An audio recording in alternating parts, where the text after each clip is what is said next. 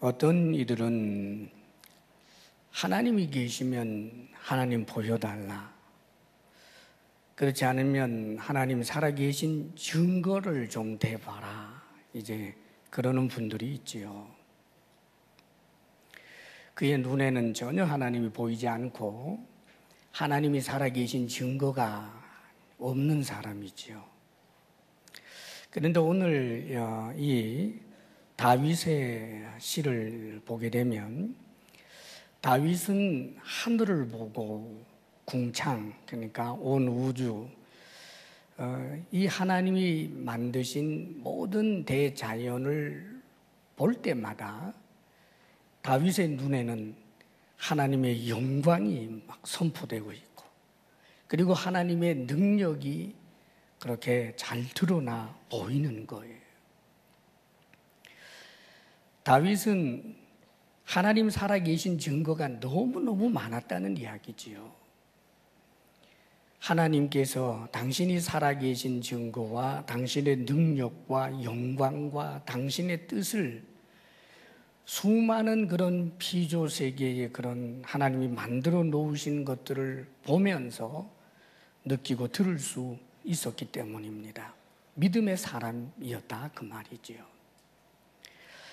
다윗이 어떻게 고백하고 노래하고 있는지 1절 말씀에 이렇게 기록이 됩니다. 하늘이 하나님의 영광을 선포하고, 막 설교하듯이 하늘이 하나님의 영광을 막 메시지를 전하고 있는 것처럼 들린다는 거예요.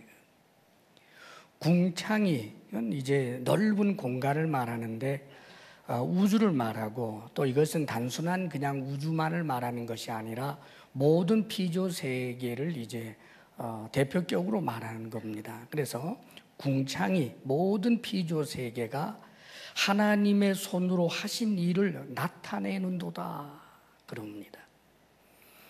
그러니까 다윗의 눈에는 하늘을 보고 또 기어가는 벌레 한 마리를 보아도 하나님의 영광, 하나님의 능력이 들려오기도 하고 보여지기도 한다라고 하는 그런 고백이요, 노래입니다.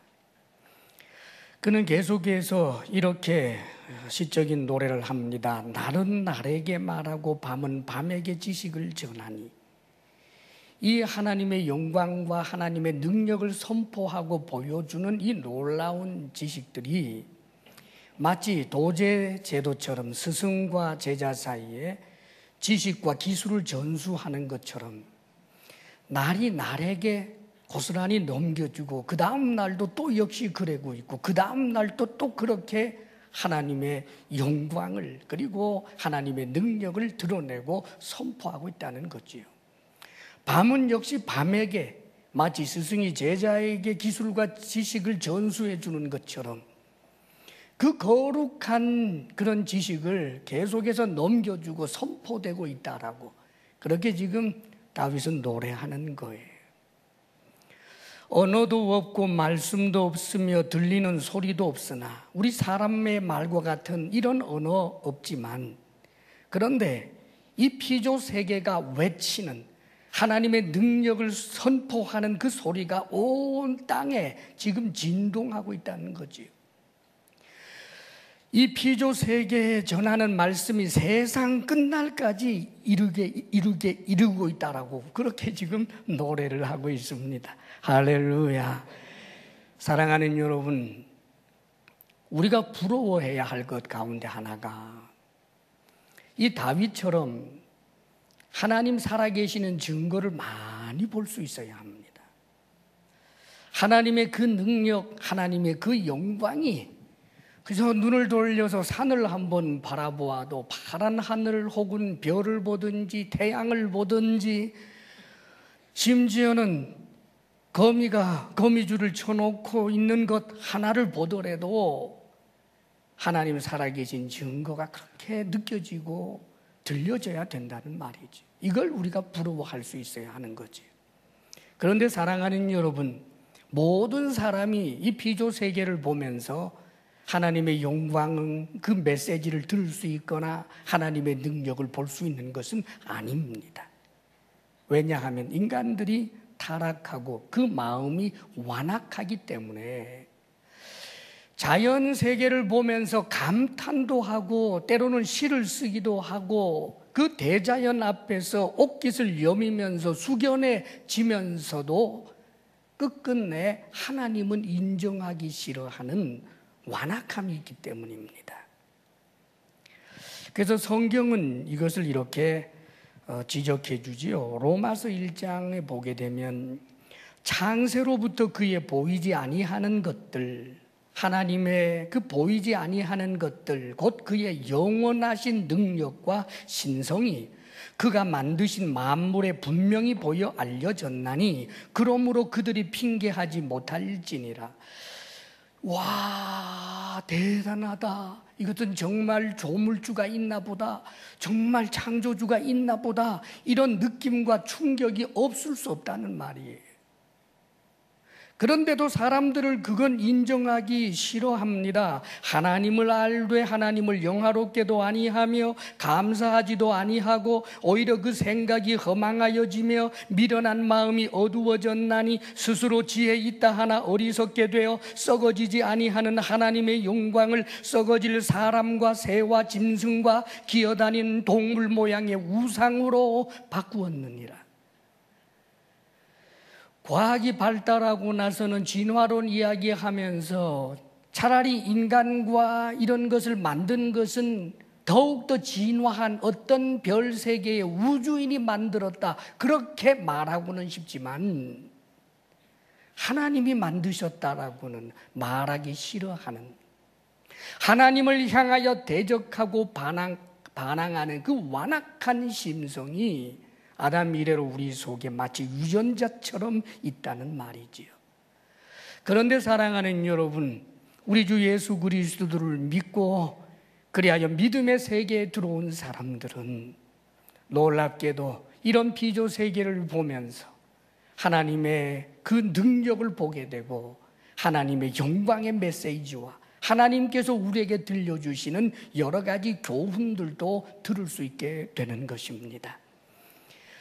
성경에 보면 위대한 믿음의 사람들은 대자연을 통해서 또 혹은 심지어는 일상의 이 땅에서 살아가는 삶을 통해서도 여러 가지 하나님께서 주시는 교훈들을 듣게 되는 거예요.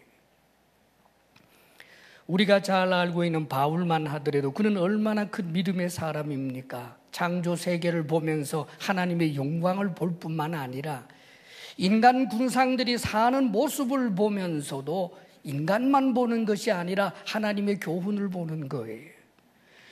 로마 그 경기장에서 치열하게 경기하는 그런 경기장의 선수를 보면서 하나님의 메시지가 막 들려오는 거예요. 저 경기장의 선수처럼 최선을 다해서 하나님이 주시는 상을 향하여 달려가라고 나에게 교훈하시는구나. 적어도 바울은 일상의 삶에서도 하나님의 교훈이 막 들려온다는 말이죠. 수고하는 농부를 보면서도 그래, 저 농부가 나중에 엄청난 수확의 기쁨을 얻기 위해서 지금 수고하는 것처럼 나도 하늘나라에 가서 하나님께 상 얻기에 합당하도록 오늘 사명을 위해서 땀을 흘려야 되겠다. 이런 결심, 이런 주님의 교훈이 그에게 막 일어나게 되는 거예요. 사랑하는 여러분, 하나님이 살아계신 증거가, 하나님의 능력이, 하나님의 그 메시지가 우리의 삶 가운데서 풍성할 수 있기를 바랍니다.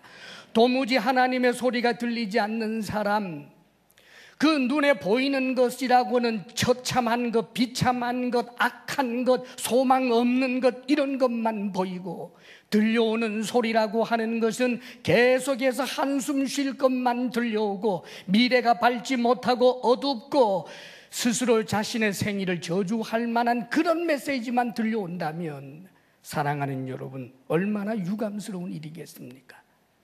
사랑하는 여러분, 우리는 믿음의 사람들입니다. 우리의 모든 삶과 하나님이 만들어주신 그 대자연을 보면서 끊임없이 하나님의 영광과 하나님 살아계신 증거를 보고 들을 수 있기를 축복합니다. 아멘. 다윗이 그 가운데서 하나 해를 말합니다. 해. 왜 해를 이야기했느냐 하면 그 시대에 해는 정말 신비하죠. 마주 볼 수도 없이 찬란하게 빛나는 이 해. 그래서 동서양을 막론하고 항상 태양을 사람들은 신으로 숭배합니다. 이것은 뭐 서양이든 동양이든 늘 그랬단 말이죠.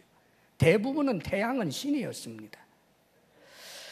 특별히 고대 사람들에게 있어서 그 태양이 동쪽에서 뜨고 서쪽으로 졌는데 그 다음날 또 그 동쪽 같은 곳에서 뜨고 또 지고, 이게 너무너무 신비했습니다. 오늘날이야 과학이 발달해서 지구가 돈다 이거 알지만 옛날에는 이 지구가 돈다는 건 상상도 못할 때니까 그저 신비 그 자체입니다. 그런데 지금 다윗은 어떻게 노래하느냐 하면 해는 하나님이 해를 위하여 하늘에 장막을 베푸셨도다. 장막을 쳐서 신비하게 만들었다는 말이에요. 해에 대하여 알 수 없는 그 신비, 그것은 하나님이 부여한 것이다라고 하는 고백이에요. 해를 하나님이 만드셨고 그 해가 어떻게 저쪽으로 졌다가 다시 이쪽으로 뜨는 그 신비함, 하나님이 장막을 치셔서 신비하게 만드셨다. 하나님을 노래하고 있고 하나님을 높입니다. 뿐만 아니라 이 태양은 말입니다. 하늘 이 끝에서 나와서 하늘 저 끝까지 운행하는데 마치 신방에서 나오는 신랑과 같고 그의 길을 달리기 기뻐하는 장사 같아서 도무지 지치지 않는다는 거예요. 지치지 않는 저 태양의 저 강력한 힘 하나님이 주셨다. 그렇게 노래하는 거지요. 태양의 그 열기, 태양의 혜택을 모든 사람이 보고 있다. 오 하나님 감사합니다 하는 것이 거기 내포되어 있는 거예요. 사랑하는 여러분, 다윗과 같은 믿음의 사람, 하나님 살아계신 증거를 날마다 볼 수 있는 이들이 되시기를 바랍니다. 자, 이렇게 자연 세계를 통하여 하나님과 하나님의 뜻을 알 수 있게 하셨는데 이것을 신학적인 용어로는 자연 계시 혹은 일반 계시라고 하는 거예요. 계시라고 하는 것은 하나님이 자신을 드러낸다, 커튼을 젖힌다 그런 뜻이거든요. 그러니까 하나님 살아계신 증거를 이 자연 피조 세계를 통하여서도 하나님께서 자신을 드러내 보인다는 거지요. 타락하지 않은 이들이라면 이것을 통해서도 하나님을 알 수 있다는 말이에요. 그런데 더 분명하고 확실한 계시가 있어요. 그것을 특별 계시라고 그럽니다. 그것은 하나님의 말씀입니다. 하나님께서 당신의 사자나 종들을 택하셔서 선지자죠, 사도지요.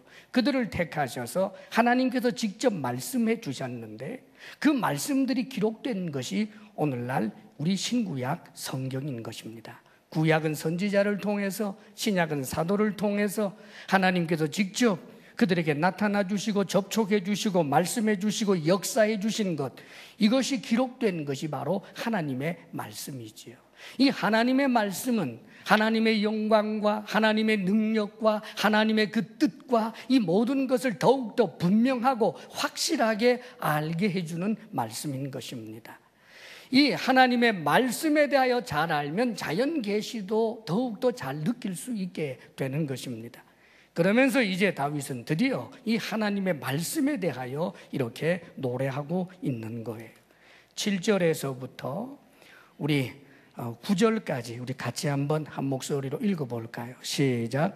여호와의 율법은 완전하여 영혼을 소성시키며 여호와의 증거는 확실하여 우둔한 자를 지혜롭게 하며 여호와의 교훈은 정직하여 마음을 기쁘게 하고 여호와의 계명은 순결하여 눈을 밝게 하시도다. 여호와를 경외하는 도는 정결하여 영원까지 이루고 여호와의 법도 진실하여 다 의로우니. 이 하나님의 말씀에 대한 찬양이에요. 여호와의 율법, 또 여호와의 증거, 여호와의 교훈, 여호와의 계명, 여호와를 경외하는 도, 여호와의 법, 이게 전부 하나님의 말씀을 다르게 표현한 거지. 그런데 이 하나님의 말씀들이 얼마나 좋은지, 완전하다. 그렇죠. 완전해서 영혼을 소성시킨다라고 노래합니다. 말하자면 결격이 없고 결핍된 것이 없고 완벽하기 때문에 이 하나님의 말씀을 따라 살게 되면 그 영혼이 소성된다는 거지요. 소성된다라고 하는 것은 다시 살아난다 혹은 회복된다 이런 뜻이 있습니다. 죽은 자가 다시 살아나는 것과 같은 거듭남, 이런 역사가 말씀을 통해서 된다는 거예요. 여호와의 증거는 확실하여 우둔한 자를 지혜롭게 하며, 확실합니다. 거짓이 없습니다. 진실합니다. 사랑하는 여러분, 거짓에 더하게 되면 미련한 자가 되는 거지요. 그런데 하나님의 말씀은 진리이기 때문에, 확실하기 때문에, 거짓이 없기 때문에 그 말씀을 따라 살면 그런 지혜로운 사람일 수밖에 없다는 거예요. 가방끈이 길어야 지혜로운 게 아니고, 가방끈 길어도 거짓된 삶, 미련한 삶 사는 경우가 얼마나 많습니까? 그러나 가방끈이 정말 짧고 짧아도 하나님의 말씀을 듣고 그 말씀을 따라 살아가는 사람은 가야 할 길을 알고 멈춰야 할 때를 알고, 그러기 때문에 언제나 지혜로운 거지요. 여호와의 교훈은 정직하여 마음을 기쁘게 하고, 그렇습니다. 곧다 그 말입니다. 왜곡되거나 뒤틀리지 않았기 때문에 그 하나님의 말씀을 붙들고 살면 인생의 정확한 방향과 목적을 알고 살기 때문에 우리가 어디에서 왔다가 어디로 가는지 알지 못하기 때문에 혼돈 속에서 탄식할 수밖에 없는 인생이 기뻐하며 산다는 거예요. 할렐루야. 그뿐입니까 여러분? 여호와의 계명은 순결하여 눈을 밝게 하도다. 그렇습니다. 하나님의 말씀은 순결합니다. 순결한 하나님의 말씀을 섭취하게 되면 우리의 마음이 청결해지고, 마음이 청결하면 볼 수 없었던 것을 보게 되는 거예요. 왜 보지 못할까요? 욕심으로 눈이 어두워 보지 못합니다. 가족도 보지 못하고 친구도 보지 못하지요. 그런데 사랑하는 여러분, 하나님의 말씀을 섭취하면, 청결한 하나님의 말씀을 붙들고 사노라면 이웃의 신음소리, 이웃의 아픔도 보이고 눈에 보이지 않던 그 하나님도 보이는 거예요. 여호와를 경외하는 도는 정결하여 영원까지 이루고, 말씀이 영원하니 그 말씀을 붙든 자도 영원까지 가게 되는 것입니다. 여호와의 법은 진실하여 다 의로우니, 하나님의 말씀은 의로우니 그 말씀을 따라 살아가는 사람도 의롭게 되는 것입니다. 할렐루야. 이 좋은 말씀, 이 좋은 말씀, 이것을 지금 다윗은 찬양하며 기뻐하며 노래하고 있는 거예요. 그러면서 그는 이렇게 자기 자신뿐만 아니라 이 시를 읽는 모든 사람들에게 권하는 말씀입니다. 10절을 우리 함께 읽어보겠습니다. 시작. 금 곧 많은 순금보다 더 사모할 것이며 꿀과 송이꿀보다 더 달도다. 순금보다도, 많은 순금보다도, 집채만한 금덩어리보다도 이 말씀을 사모해야 된다는 거예요. 말씀은 너무나 좋은 것이고 우리를 복되게 하는 것이기 때문에 이 말씀을 사모해야 된다는 거지요. 꿀과 송이꿀보다도 더 달콤하게 여겨야 된다는 거지요. 그런데 사랑하는 여러분, 많은 경우에 하나님의 사람이면서도 말씀보다는 사실은 세상의 부귀나 금덩어리를 더 사모할 때가 있고 안타까운 일이지요. 하나님의 말씀이 꿀과 송이꿀처럼 달콤해야 하는데 하나님의 말씀이 쓰기만 하고 힘들기만 하고 하나님의 말씀이 너무너무 나에게 버겁기만 한 그런 경우도 얼마나 많은지 모릅니다.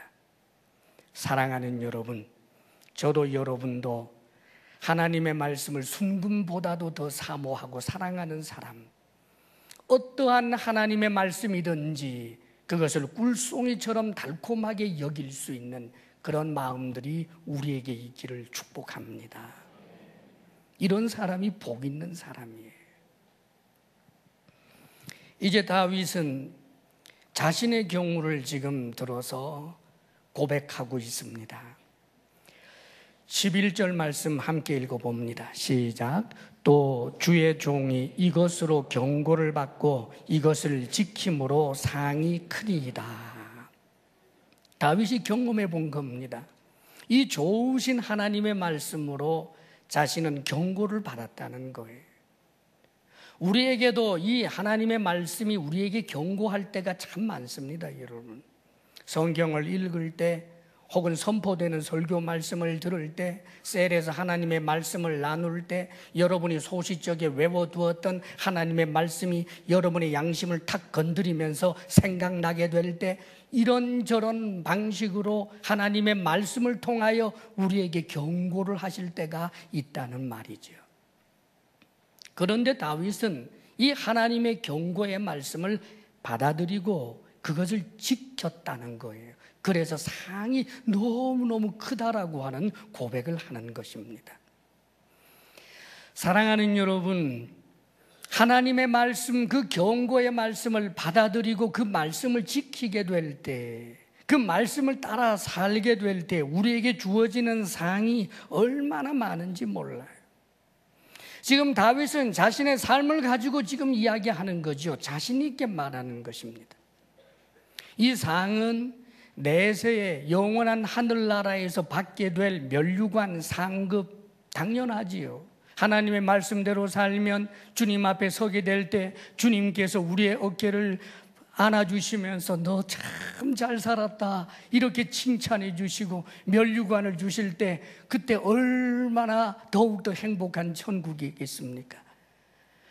그런데 여러분, 하나님께서 말씀을 따라 살아가는 이에게 나중에 상급과 면류관을 내세해 줄 뿐만 아니라 이 상은 이 땅 현세에도 얼마나 많이 주어지는지 몰라요. 하나님의 상들이 어떤 것이 있을까요? 너무 많아서 다 헤아릴 수도 없습니다. 중요한 것 몇 가지만 봐도 이런 것 있지요.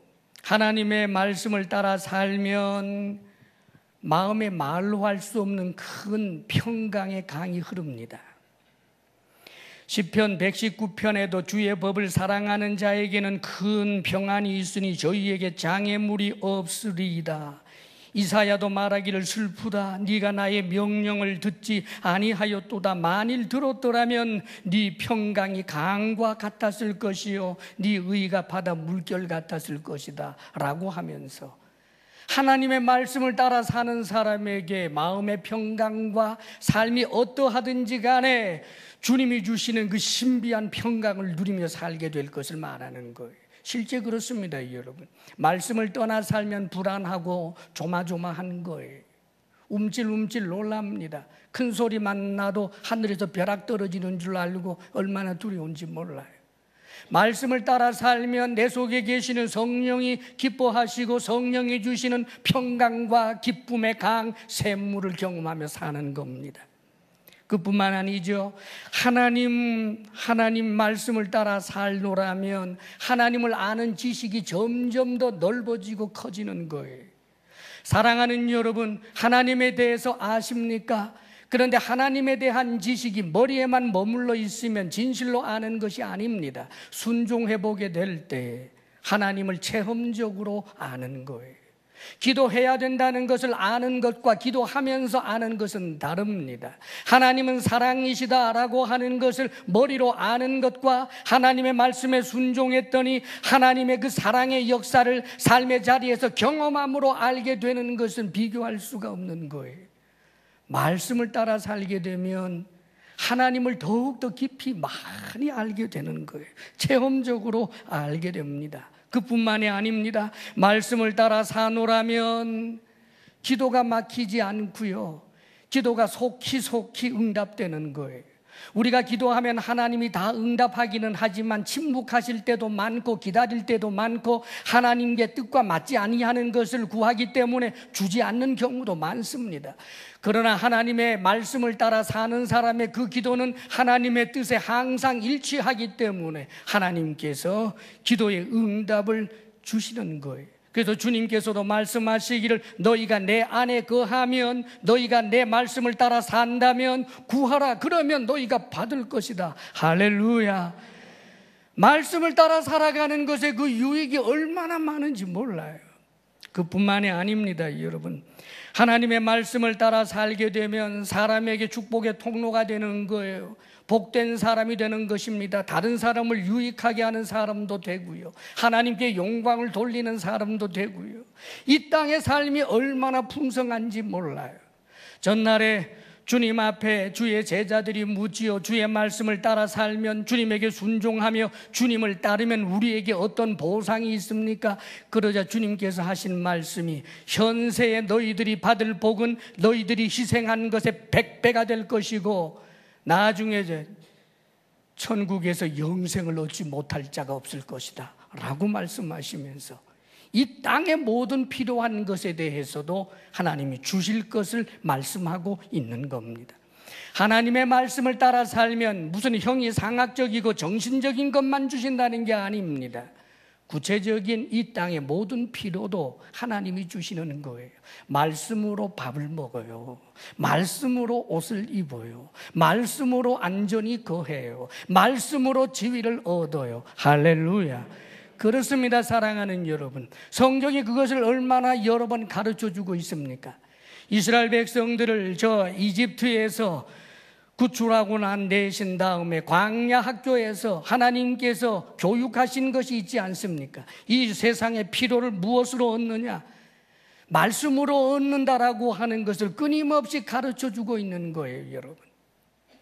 먹고 싶은 고기도 말씀에 순종할 때, 이 땅의 떡도 말씀을 따라 살 때 주신다라고 하는 것을 계속해서 교육해주고 있는 거지요. 만나를 가지고 우리 주님이 교훈하시고 교육하셨던 것 한번 생각해 보세요. 이 만나라고 하는 것은 우리가 이 땅을 살 때 필요한 양식입니다. 그런데 그 광야에서는 지금 추수할 수도 없지 않아요. 계속해서 진행을 하는데 언제 추수하고 농사 짓겠습니까?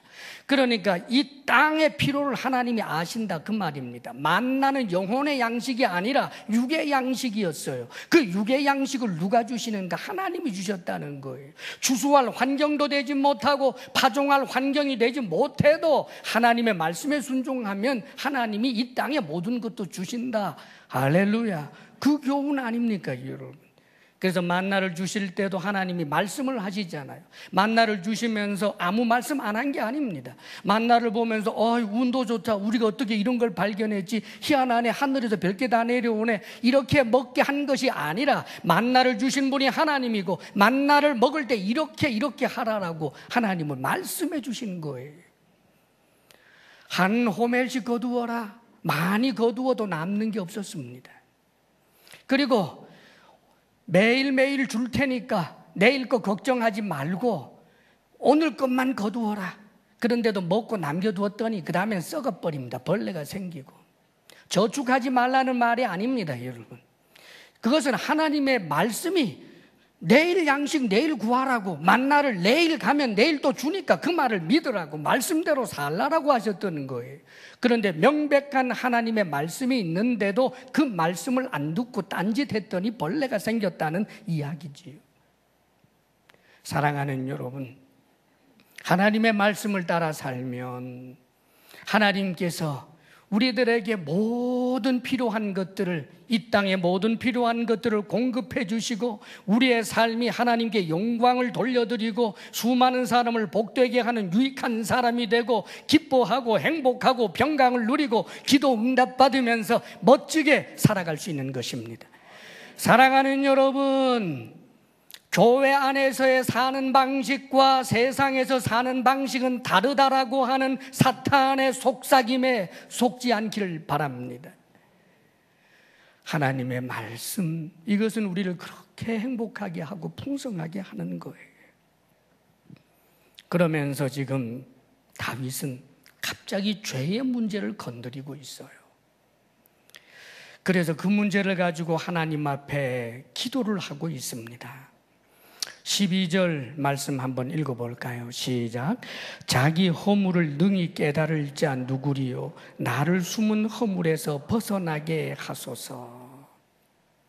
지금 다윗이 하나님 말씀을 찬양하고 말씀을 따라 사는 것의 행복을 이야기하다가 갑자기 죄의 문제를 건드립니다. 왜냐하면 하나님의 말씀은 항상 죄를 깨닫게 하기 때문입니다. 하나님의 말씀은 놀랍게도 죄를 깨닫게 해요. 자기 허물을 능히 깨달을 자 누구리요? 아무리 돌을 닦고 아무리 청결하게 바른 척 살아간다 할지라도 자신의 허물을 온전히 깨달을 수 있는 사람이 없습니다. 하나님의 말씀의 비침을 받을 때 허물과 죄를 깨닫는 거예요. 그가 기도하기를 나를 숨은 허물에서 벗어나게 하소서. 죄를 죄인지도 모르고 죄 짓고 사는 그런 사람 되지 않게 해주십시오. 죄와 허물인 줄 알고 하나님께 회개하고 그 죄에 대해서 피 흘리기까지 싸우며 죄를 멀리하고 그렇게 살아가게 해달라고 하는 고백입니다. 사랑하는 여러분, 참 놀랍습니다. 하나님의 말씀에 우리가 점점 더 깊이 심취하면 처음에는 큰 죄만 보이는 거지요. 그런데 하나님의 말씀에 더욱 깊이 은혜를 받으면 전에는 죄라고 여기지 않았던 미세한 작은 죄도 죄라고 느껴집니다. 그게 작은 죄가 아니라 큰 죄라고 느껴집니다. 자꾸 죄가 느껴지게 되면 오히려 불행해지고 괴로워질 것 같은데 사랑하는 여러분, 그렇지 않습니다. 죄를 알고 하나님 앞에 더욱 가까이 가는 거예요. 나의 현 주소를 알고 나의 무능을 알고 나의 죄성을 알고 나를 구원하실 리, 나를 구속해 주실 리는 하나님밖에 없음을 알고 더욱 하나님께 가까이 나아가는 것입니다. 그러면서도 죄에 대해서는 피 흘리기까지 싸웁니다. 또 싸웁니다. 사랑하는 여러분, 그래서 죄에 대해서는 완전히 깨끗해지는 사람은 물론 없습니다. 죽을 때까지 성경 말씀을 읽으면서 나는 이 말씀에 하나도 해당되는 죄가 없구나라고 말할 자는 없습니다. 행위의 죄뿐만 아니라 마음속에 있는 죄까지도 성경은 말씀하고 있기 때문입니다. 어느 누가 죄에 대해서 자유롭겠습니까? 그런데 여러분, 여기에 신비가 있습니다. 죄를 깨달았는데, 내가 죄인인 줄 아는데 하나님 앞에 나아가 용서를 구하고 그 죄에 대해서 피 흘리기까지 싸우면서 죽을 때까지 그 죄 문제가 내 힘으로는 완벽하게 해결되지 않았는데도 행복하고 감사하는 거예요. 왜요? 자라가고 있기 때문입니다. 점점 더 주님을 닮아가는 거예요. 그리고는 언젠가 주의 재림 때 정말 완전하게 성화되어서 천사와 같이 된 우리 자신을 보며 더욱더 감사하게 될 것입니다. 할렐루야. 그러면서 특별히 그가 경험한 죄 문제 중에 절대 이렇게 되지 않게 해달라고 그가 간절히 기도한 기도가 여기 시에 적혀 있습니다. 12절입니다. 함께 읽어보겠습니다. 시작.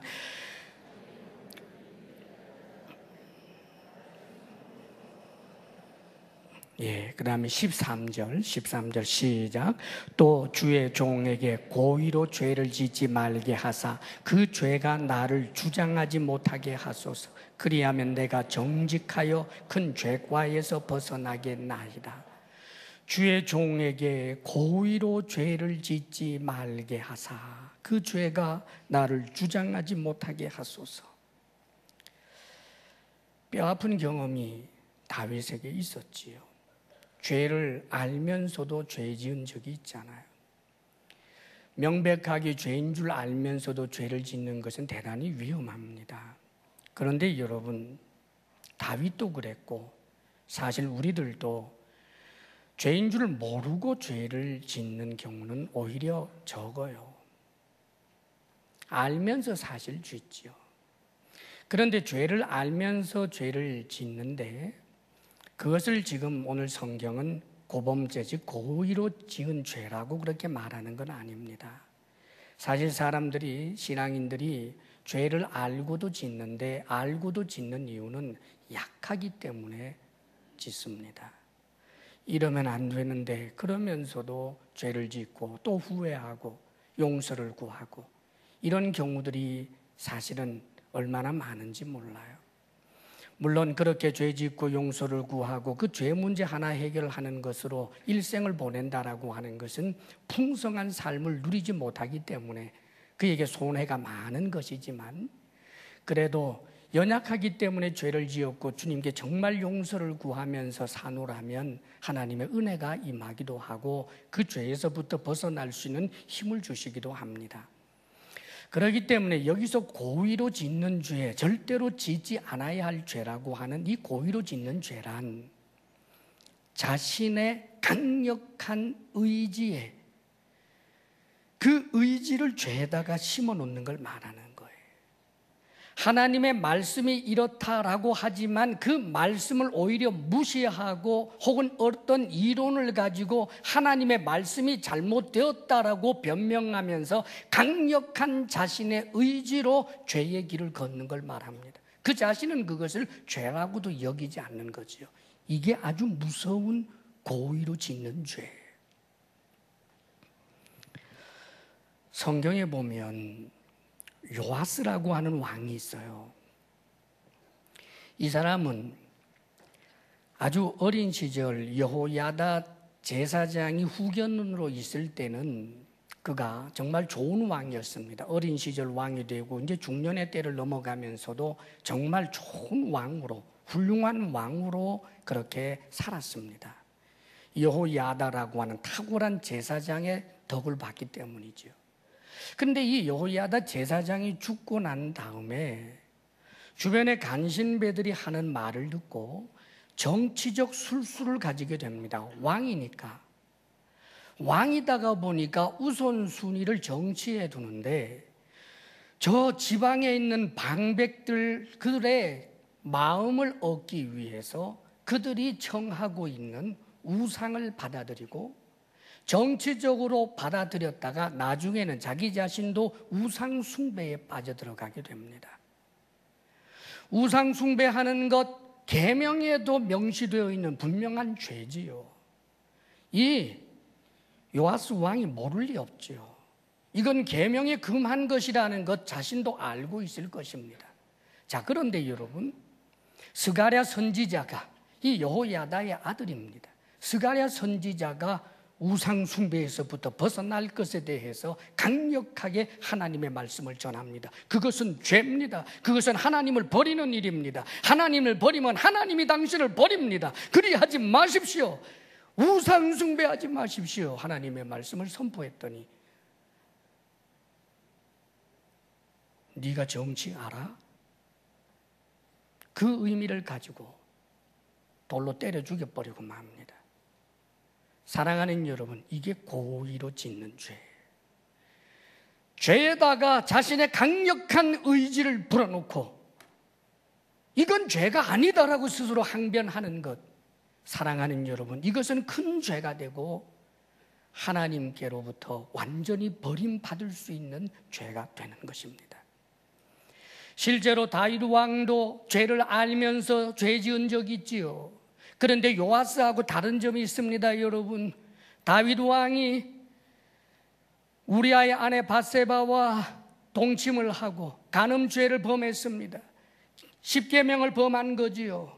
그뿐만 아니라 그의 남편을 교묘한 술수로 이 우리아를 죽였습니다. 살인죄까지 범했습니다. 계명 2가지를 어긴 얼마나 악한 자입니까? 다윗이 그것이 하나님께서 금하신 죄라고 하는 것을 모를 리는 없지요. 알면서도 그 죄의 달콤함, 그 성적인 달콤함, 왕이라고 하는 왕권을 마음대로 누리고 싶은 그 교만, 이것 때문에 약해서 죄를 지었습니다. 그런데 사랑하는 여러분, 이 죄가 절대 용서받지 못할 정말 무서운 고범죄로 진행되지 않았던 것은 나단 선지자가 책망합니다.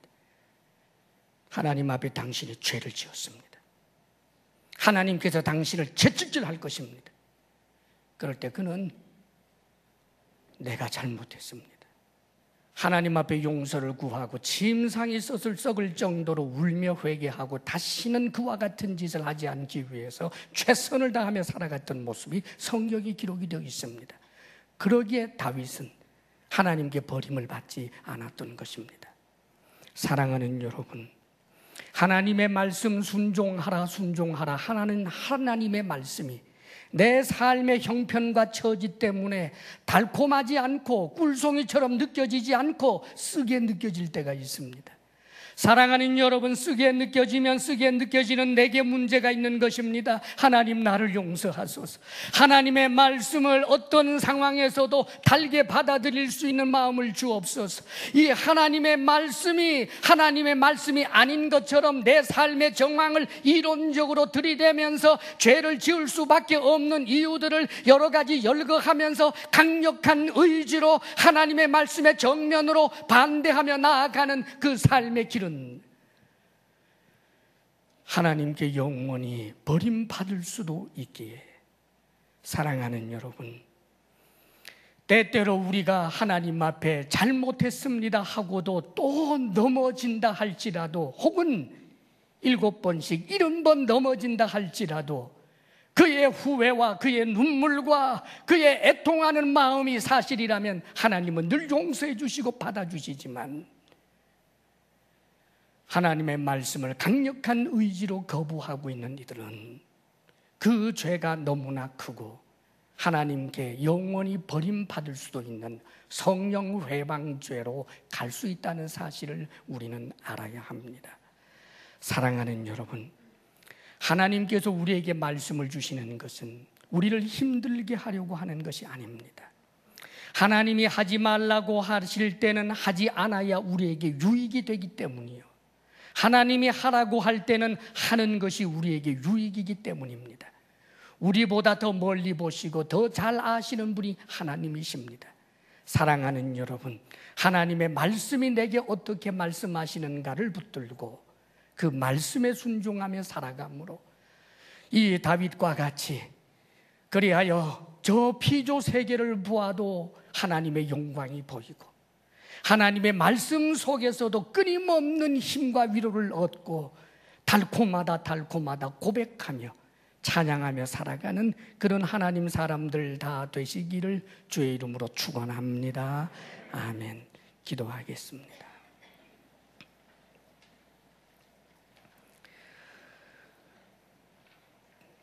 우리 이 시간 잠시 주님 앞에 이 말씀을 적용하며 기도하기를 바랍니다. 믿음 없는 자 되지 않게 하소서. 하나님 살아계신 증거를 비조세계를 통해서 우리의 일상 삶에서도 발견하고 느낄 수 있고 들을 수 있는 사람 되게 해 주옵소서. 하나님께서 우리에게 주신 이 특별한 계시, 하나님의 말씀을 소중하게 여기고 하나님의 말씀을 따라 살아가는 그 풍성함을 믿게 하여 주옵소서. 저 하늘나라에서 영생을 주시고 멸류관 주실 뿐만 아니라 이 땅에서의 삶도 하나님께서 참으로 형통케 하며 풍성케 하신다는 그 약속의 말씀을 그대로 믿고 말씀을 따라 살도록 도와주옵소서. 이제 이 시간 간절히 주님 앞에 결단하며 한번 기도하겠습니다. 기도합니다. 아버지 하나님 주신 은혜를 우리가 무엇으로 다 표현하며 갚을 길이 있겠나이까?